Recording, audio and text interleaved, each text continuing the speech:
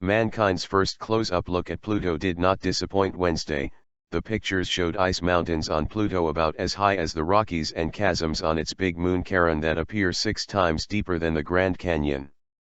Especially astonishing to scientists was the total absence of impact craters in a zoom-in shot of one otherwise rugged slice of Pluto.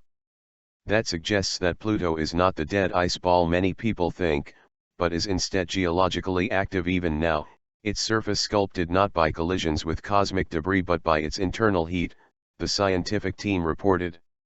Breathtaking in their clarity, the long-awaited images were unveiled in Laurel, Maryland, home to mission operations for NASA's New Horizons, the unmanned spacecraft that paid a history-making flyby visit to the dwarf planet on Tuesday after a journey of 9.5 years and 3 billion miles, 4.8 billion kilometers.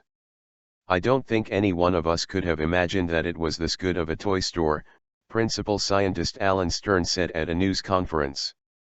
He marveled, "I think the whole system is amazing. The Pluto system is something wonderful." As a tribute to Pluto's discoverer, Stern and his team named the bright heart-shaped area on the surface of Pluto the Tombaugh Regio. American astronomer Clyde Tombaugh spied the frozen, faraway world on the edge of the solar system in 1930. Thanks to New Horizons, scientists now know Pluto is a bit bigger than thought, with a diameter of 1,473 miles, 2,370 million kilometers, but still just 2/3 the size of Earth's moon. And it is most certainly not frozen in time. The zoom-in of Pluto, showing an approximately 150-mile, 241 million kilometer, swath of the dwarf planet, reveals a mountain range about 11,000 feet, 3,353 million meters, high and tens of miles wide. Scientists said the peak seemingly pushed up from Pluto's subterranean bed of ice appeared to be a mere 100 million years old.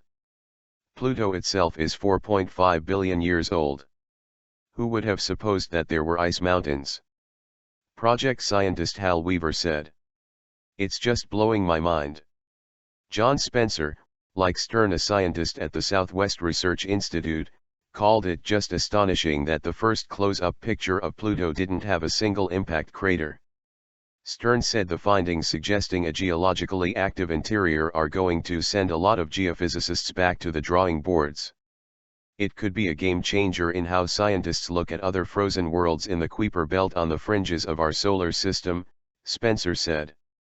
Charon, too, has a surprisingly youthful look and could be undergoing geologic activity. We've tended to think of these mid-size worlds as probably candy-coated lumps of ice, Spencer said. This means they could be equally diverse and be equally amazing if we ever get a spacecraft out there to see them close up. The heat that appears to be shaping Pluto may be coming from the decay of radioactive material normally found in planetary bodies, the scientists said. Or it could be coming from energy released by the gradual freezing of an underground ocean.